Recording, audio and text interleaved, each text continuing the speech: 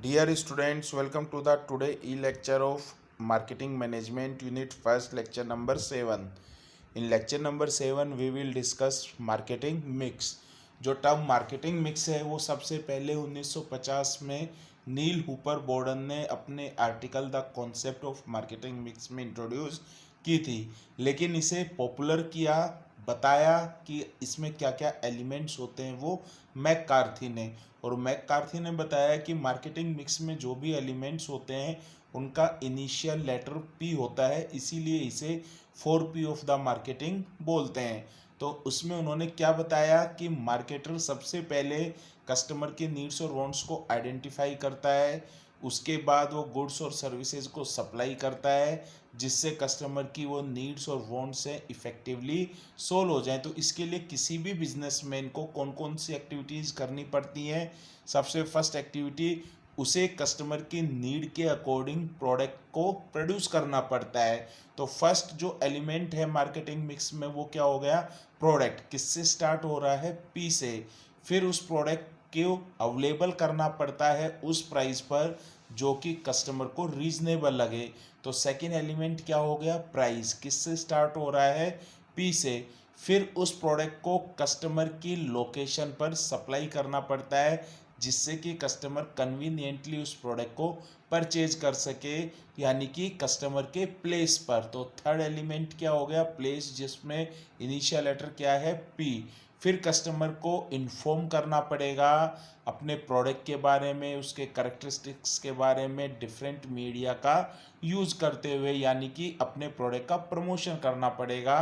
तो जो marketing mix का 4 एलिमेंट हो गया वो क्या हो गया, प्रमोशन। इसका भी इनिशियल लेटर क्या है, पी, इसीलिए इसे 4P मॉडल बोलते हैं। तो मार्केटिंग मैनेजर है उसे इन 4 एरियाज में कंसंट्रेट करना पड़ेगा, डिसीजन लेना पड़ेगा अपनी मार्केटिंग एक्टिविटीज़ को कंप्लीट करने के लिए। तो ये 4 एरियाज कौन कौन से हुए, product, price, place and promotion. तो इन्हीं को ही हम कॉन्स्टिट्यूंटली क्या बोलते हैं, मार्केटिंग मिक्स बोलते हैं। तो these 4P's together constitute the marketing mix.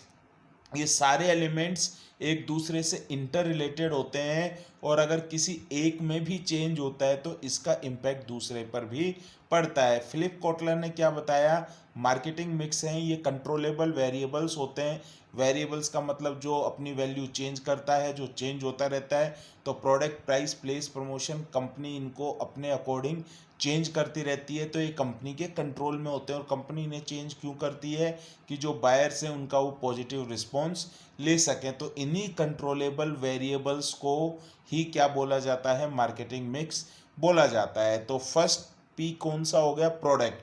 Product का मतलब क्या हो गया, गुड्स और service offered by the organisation. तो चाहे एक पेयर ऑफ शूज हो, प्लेट ऑफ दही वड़ा हो, लिपस्टिक हो, ये सारे के सारे क्या हैं, प्रोडक्ट्स हैं। कस्टमर कोई भी प्रोडक्ट क्यों परचेज कर रहा है, क्योंकि वो उसकी एक या उससे ज़्यादा नीड्स को सेटिस्फाई कर रहा है। हम टेंजिबल प्रोडक्ट के लिए पे नहीं करते हैं, हम उससे मिलने वाले बेनिफिट्स के लिए पे करते हैं। तो अगर हम सिंपल वर्ड्स में बोलें तो प्रोडक्ट को हम कैसे डिस्क्राइब कर सकते हैं, बंडल ऑफ बेनिफिट्स जो कि मार्केटर एक प्राइस पर कस्टमर्स को ऑफर करता है। तो प्रोडक्ट है वो टेंजिबल्स भी हो सकते हैं, यानी जिन्हें हम टच और फील कर सकते हैं, यानी कि गुड्स। और प्रोडक्ट इंटेंजिबल्स भी हो सकते हैं जिन्हें हम फील कर सकते हैं, टच नहीं कर सकते, यानी कि सर्विसेज। तो मार्केटिंग मैनेजर जब कभी भी प्रोडक्ट के रिगार्डिंग कोई भी मार्केटिंग स्ट्रेटजी बनाता है तो उसे प्रोडक्ट के रिगार्डिंग कौन कौन से डिसीजंस लेने होते हैं।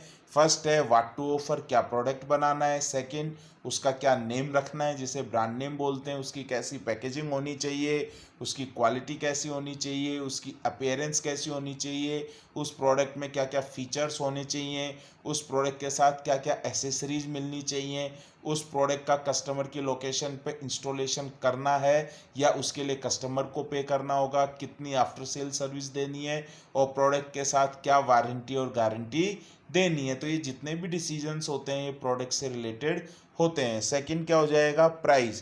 Price is the amount charge for a product और सर्विस। मैन्युफैक्चरर किसी भी प्रोडक्ट या सर्विस के लिए जो अमाउंट चार्ज करता है उसे ही हम क्या बोलते हैं, प्राइस बोलते हैं। तो प्रोडक्ट के बाद ये सेकंड मोस्ट इंपॉर्टेंट एलिमेंट है मार्केटिंग मिक्स का, प्राइस डिसाइड करना किसी भी प्रोडक्ट की एक ट्रिकी जॉब है, क्योंकि प्राइस को डिसाइड करने में काफ़ी सारे फैक्टर्स इंपॉर्टेंट रोल प्ले करते हैं, जैसे कि प्रोडक्ट की डिमांड, उस प्रोडक्ट को बनाने में क्या कॉस्ट इन्वॉल्व हुई है, कस्टमर की क्या एबिलिटी है पे करने की, आपके कंपटीटर्स क्या प्राइस चार्ज कर रहे हैं, गवर्नमेंट की रूल्स और रेस्ट्रिक्शंस, इन सब को ध्यान में रखते हुए किसी भी प्रोडक्ट की प्राइस को फिक्स किया जाता है। और प्रोडक्ट की प्राइस को फिक्स करना एक क्रूशियल डिसीजन है, क्योंकि इसका इम्पैक्ट प्रोडक्ट की डिमांड पर पड़ता है और इससे कंपनी की प्रॉफिटेबिलिटी पर भी इम्पैक्ट पड़ता है। तो जब कभी भी कोई भी मार्केटिंग मैनेजर प्राइसिंग के रिगार्डिंग डिसीजन लेता है तो उसे क्या क्या डिसीजंस लेने होते हैं। सबसे पहला, प्राइसिंग स्ट्रेटजी,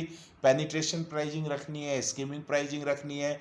जब कंपनी प्रोडक्ट की जो प्राइस होनी चाहिए उससे जानबूझ के कम प्राइस रखती है तो इसे पेनिट्रेशन बोलते हैं, और जब उसकी प्राइस ज़्यादा रखती है तो इसे स्कीमिंग स्ट्रेटजी बोलते हैं। सेकंड, लिस्ट प्राइस क्या होनी चाहिए, जिसे कि इंडिया में एमआरपी बोला जाता है, यानी कि maximum retail price. Payment period कितना होना चाहिए, कई बार प्रोडक्ट है उसकी सेल नहीं हो रही होती है जितनी कंपनी एक्सपेक्ट करती है, तो क्या डिस्काउंट मिलना चाहिए, फाइनेंसिंग की क्या होनी चाहिए, क्रेडिट की क्या क्या टर्म्स होनी चाहिए। फिर थर्ड है प्लेस, यानी कि प्लेसमेंट। जब कंपनी ने एक बार प्रोडक्ट को प्रोड्यूस कर दिया, उसकी प्राइस डिसाइड कर दी, तो कंपनी को उसको कस्टमर की लोकेशन जिसको कि वो कन्वीनियंट मानता है उसको अवेलेबल भी कराना पड़ेगा। अगर आप देखते हो कि जो वुलन्स हैं वो लार्ज स्केल में लुधियाना में बनती हैं, लेकिन हमें अपनी लोकेशन पर है वो वुलन्स के क्लोथ्स मिल रहे हैं, तो उसके पीछे जो चमत्कार हो रहा है किसकी वजह से पॉसिबल है, वो प्लेसमेंट यानी प्लेस की वजह से पॉसिबल है। हुंडई की कार है पुणे में मिल रही हैं, आपको अपने सिटी में है रिटेल आउटलेट है, शोरूम मिल रहा है जिसके थ्रू आप हुंडई की कारों को परचेज कर सकते हो। सॉरी, हुंडई की कारें चेन्नई में बनती हैं, टाटा की कार हैं वो पुणे में बन रही हैं, तो इसे हम क्या बोलते हैं, डिस्ट्रीब्यूशन। तो डिस्ट्रीब्यूशन अगर नहीं करेगी तो कंपनी को केवल जहां पर उसका प्लांट है वहीं के ही कस्टमर को प्रोडक्ट डिस्ट्रीब्यूट कर पाएगी। तो जो टाटा है वो केवल पुणे के कस्टमर या आसपास के कस्टमर्स को ही प्रोडक्ट डिस्ट्रीब्यूट कर पाती, हुंडई है वो चेन्नई और आसपास के कस्टमर्स को ही प्रोडक्ट डिस्ट्रीब्यूट कर पाती, मारुति है वो मानेसर और उसके आसपास के ही कस्टमर्स को प्रोडक्ट डिस्ट्रीब्यूट कर पाती। लेकिन अब चाहे टाटा हो, चाहे मारुति हो, चाहे हुंडई हो, इनकी कार पूरे इंडिया में हर जगह पर अवेलेबल है डिफरेंट डिफरेंट शोरूम्स के थ्रू। तो इसे ही हम क्या बोलते हैं, प्लेस यानी कि प्लेसमेंट बोलते हैं। तो प्लेसमेंट में क्या चीज़ जरूरी है, availability of the product at the right place at the right time and in the right quantity. तो मार्केटिंग मैनेजर को प्लेसमेंट के रिगार्डिंग क्या क्या डिसीजंस लेने होते हैं, सबसे पहले कहाँ का प्लेसमेंट करना है, डिस्ट्रीब्यूशन चैनल्स डायरेक्ट होने चाहिए, इनडायरेक्ट होने चाहिए, लॉजिस्टिक्स है आप खुद करोगे या थर्ड पार्टी लॉजिस्टिक्स करोगे या आउटसोर्सिंग करोगे, इन्वेंट्री का कितना स्टॉक होना चाहिए, ऑर्डर प्रोसेसिंग का क्या प्रोसेस होना चाहिए, लोकल एरिया कवर करना है, रीजनल एरिया कवर करना है, नेशनल एरिया कवर करना है, इंटरनेशनल एरिया कवर करना है या ग्लोबल मार्केट कवर करना है, उसी के अकॉर्डिंग फिर आपको डिस्ट्रीब्यूशन करना पड़ेगा। और आप जो डिस्ट्रीब्यूटर्स को सेलेक्ट करते हो तो उसका रिक्रूटमेंट और सिलेक्शन का क्या प्रोसेस होना चाहिए। नेक्स्ट क्या है, प्रमोशन।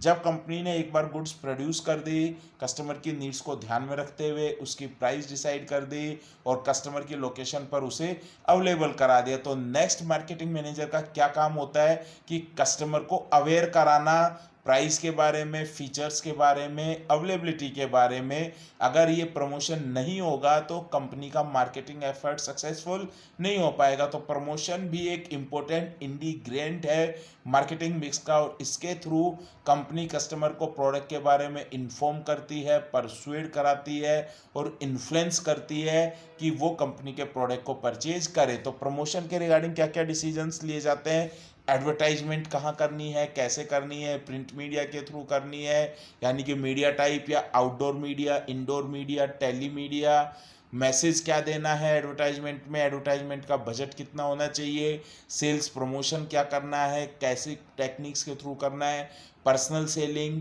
पब्लिक रिलेशंस और डायरेक्ट मार्केटिंग। तो ये सारे के सारे डिसीजन है प्रमोशन के रिगार्डिंग लिए जाते हैं। तो इनिशियल लेवल पर जब ये मार्केटिंग मिक्स है वो डेवलप किया गया था, वो एफएमसीजी प्रोडक्ट्स के लिए डेवलप किया गया था, और यानी कि जो इकोनॉमी थी वो मैन्युफैक्चरिंग ड्राइवन थी, तो उस टाइम पर ये 4P रेलिवेंट थे, प्रोडक्ट प्राइस प्लेस प्रमोशन। लेकिन धीरे धीरे टाइम के साथ जो इकोनॉमी है वो गुड्स ड्राइवन से सर्विस ड्राइवन हो गई। किसी भी कंट्री की जीडीपी में सर्विस सेक्टर का कंट्रीब्यूशन है वो मैन्युफैक्चरिंग सेक्टर से ज़्यादा होने लग गया।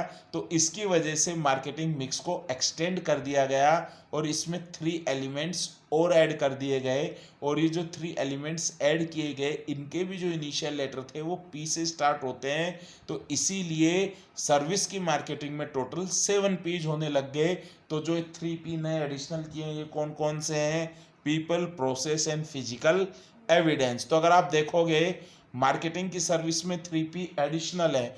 तो अगर आप देखोगे गुड्स की मार्केटिंग में प्रोडक्ट प्राइस प्लेस प्रमोशन तो है ही, लेकिन अगर आप इस डायग्राम में देखोगे तो सर्विस की मार्केटिंग में पीपल, प्रोसेस और फिजिकल एविडेंस भी और ऐड हो जाते हैं। तो पीपल का क्या मतलब है? यहाँ पर एम्प्लॉइज से सर्विस प्रोवाइडर के पास या तो कस्टमर को जाना पड़ता है सर्विस लेने के लिए, या फिर सर्विस प्रोवाइडर को कस्टमर से मिलना पड़ेगा सर्विस प्रोवाइड कराने के लिए। तो सर्विस प्रोवाइडर के जो एम्प्लॉयज हैं उनका क्या बिहेवियर है, उनकी क्या कॉम्पिटेंसी है, उनकी क्या कर्टसी है, उनकी क्या ऑनेस्टी है, उनकी क्या नॉलेज है, इन सब से कंपनी की इमेज पर इम्पैक्ट पड़ता है, कस्टमर के डिसीजन पर इम्पैक्ट पड़ता है। इसीलिए सर्विस सेक्टर में कंपनीज अपने एम्प्लॉयज़ को ट्रेनिंग देती हैं कि वो अपने कस्टमर के साथ अच्छा बिहेवियर शो करें, उनको नॉलेज हो जो वो सर्विस दे रहे हैं, कस्टमर्स के साथ वो कर्टसी रखें, और कस्टमर को सर्विस देते टाइम कोई झूठा क्लेम ना करें, यानी कि प्रॉपर ऑनेस्टी रखें।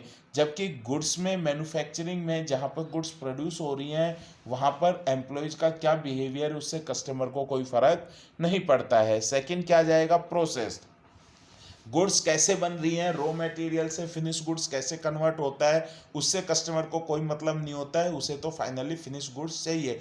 लेकिन सर्विस कैसे मिल रही है, उसका क्या वे है, क्या प्रोसेस है, ये कस्टमर के लिए इम्पोर्टेंट होता है। इसीलिए सर्विस में प्रोसेस भी one of the important marketing mix का एलिमेंट है। तो प्रोसेस का मतलब प्रोसीजर, मैकेनिज्म या फ्लो ऑफ एक्टिविटी जिसके थ्रू सर्विस डिलीवर की जाती है, यानी कि सर्विस डिलीवरी और उसका ऑपरेटिंग सिस्टम। जैसे कि एयरलाइन में बजट क्लास है, एग्जीक्यूटिव क्लास है, तो अगर कोई बजट क्लास या इकोनॉमिक क्लास का टिकट ले रहा है तो उसको अलग सर्विस मिल रही है, और कोई बिजनेस क्लास का टिकट ले रहा है उसको अलग सर्विस मिल रही है। तो बिजनेस क्लास का एग्जीक्यूटिव क्लास जो ली हुई है, बिजनेस क्लास या एग्जीक्यूटिव क्लास, तो उस कस्टमर को दिख रहा है कि मुझे क्या एडिशनल सर्विस दी जा रही है जो कि इकोनॉमिक क्लास को नहीं मिल रही है। इसी तरीके से कोई अगर 5 स्टार होटल में जा रहा है तो उसको वहाँ उसके अकॉर्डिंग सर्विसेज मिलेंगी, वो अगली बार जब 3 स्टार होटल में गया तो उसको उसके अकॉर्डिंग सर्विस मिलती है। तो सर्विस सेक्टर में प्रोसेस है वो इम्पोर्टेंट रोल प्ले करता है। नेक्स्ट क्या आ जाता है? Physical evidence. जैसे कि पहले ही आपको बताया कि सर्विस सेक्टर में सर्विस लेने के लिए या तो सर्विस प्रोवाइडर के पास जाना पड़ता है, तो वहाँ पर फिजिकल एविडेंसेज होने चाहिए। जैसे कि अगर किसी के दांत में दर्द है और वो डेंटल हॉस्पिटल जा रहा है तो वहाँ पर प्रॉपर फिजिकल एविडेंस होने चाहिए। डॉक्टर की BDS या MDS की डिग्री होनी चाहिए, रिसेप्शन होना चाहिए, वहाँ पर और भी पेशेंट्स दिखने चाहिए जिनके दांतों में दर्द है, दांतों की बीमारियों से रिलेटेड पोस्टर्स दीवार पर होने चाहिए।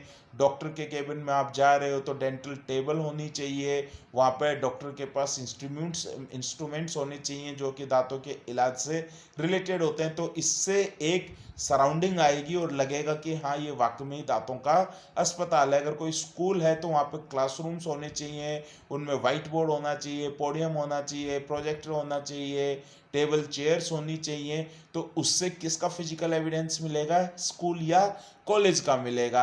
अगर हॉस्पिटल है तो वहाँ पर है बेड होने चाहिए, ग्लूकोज के लिए बोतल होनी चाहिए, ऑक्सीजन सप्लाई का होना चाहिए। इसके अलावा वहाँ पर है वार्ड्स होने चाहिए, इसके अलावा मेडिकल होना चाहिए। तो इससे एक हॉस्पिटल है उसका क्या आएगा? एविडेंस आएगा। तो physical evidence refers to the environment in which the service is assembled and each which the seller and customer interact combined with tangible commodities.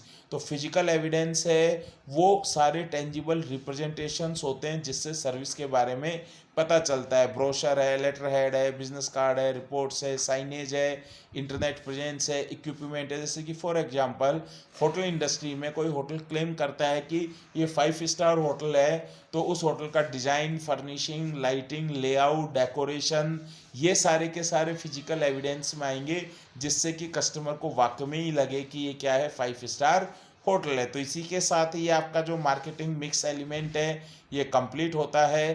Thank you very much.